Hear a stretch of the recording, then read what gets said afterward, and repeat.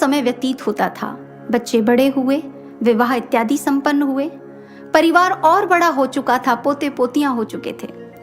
उनके पति को काफी समय बाद जाके एहसास हुआ कि मैं अपने सारे कर्तव्यों को पूरा कर चुका हूं, मुझे अब संन्यास ले लेना चाहिए, मुझे भगवत भक्ति की ओर अग्रसर होना चाहिए। और वो महात्मा बुद्ध के संग में शामिल हो जाते हैं। लेकिन सोना, जो वो महिला थी, वो अभी भी परिवार की आसक्ति को नहीं छोड़ पाती। उन्हें अपने पोते पोतियों से बहुत लगाव होता है। एक लंबी उम्र को अपने ही बच्चों के बीच में पार करने के बावजूद भी, अपने समस्त कर्तव्यों को पूर्ण करने के बाद भी अभी भगवत भक्ति की ओर उनका रुझान ना था। और उन्हें वही सब अच्छा लगता था। उन्हें लगता था इससे बढ़कर प्रेम कहीं और कहाँ मिल सकता है, यही जीवन का सब कुछ है।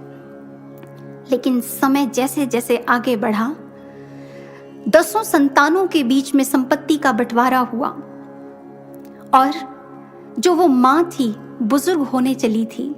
उन 10 बच्चों के बीच में अब माँ बोझ बन चुकी थी। सब एक दूसरे पर उनकी जिम्मेवारी डालने लगे थे। हद तो तब हो गई, इतना क्लेश बढ़ा कि मारपीट तक की नौबत आ गई। सज्जनों, जब इस स्थिति को उस महिला ने महसूस किया तो वो टूट गई। उसका जीवन विषाद पूर्णता में, आप कह सकते हैं, विषाद उसके जीवन पर इतना हावी हो गया मानो वो विषाद की खाई में डूब रही हो। उसे जब कुछ नहीं दिखाई दिया तो वो महात्मा बुद्ध की शरणागत हुई।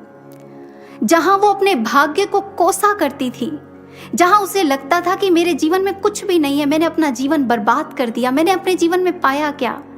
लेकिन अब जैसे जैसे वो सत्संग को श्रवण करती, उसका विवेक जागृत हुआ और उसे एहसास हुआ, जिन रिश्ते नातों में हम प्रेम खोजने का प्रयास करते हैं वहां स्वार्थ होता है, ये मोह है, ये आसक्ति है।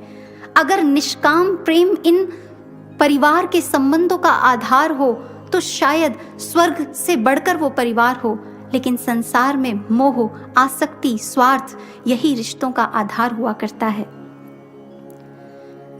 और जिस समय उसे ये एहसास हुआ, कहने को उम्र बहुत कम बची थी, लेकिन रात रात भर साधना में मग्न रहती और नित्य निरंतर आगे बढ़ते हुए इतनी उच्च आध्यात्मिक उन्नति को प्राप्त किया जो कभी सोच भी नहीं सकती थी।